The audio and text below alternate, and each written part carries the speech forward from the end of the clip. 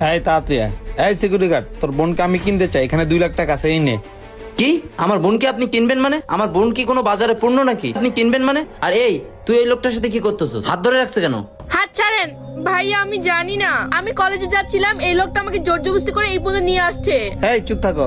এই মেয়ে, এত মায়া দেখাইতেছেন কি লিগা? ওকে আপনি আপন বোন নাকি? ও তো আপনার সৎ বোন। 2 লাখ টাকা পাবেন, ওকে আপনি আমার কাছে বিক্রি করে দেন।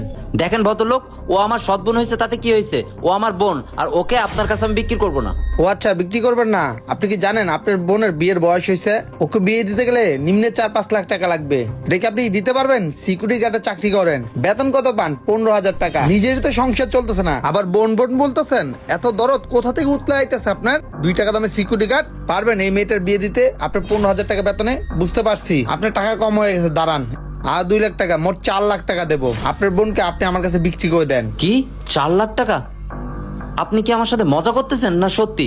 মজা করবো কেন? গুনে দেখেন, এখানে 4 লাখ টাকা। ভাইয়া তুমি এটা কি করতেছো?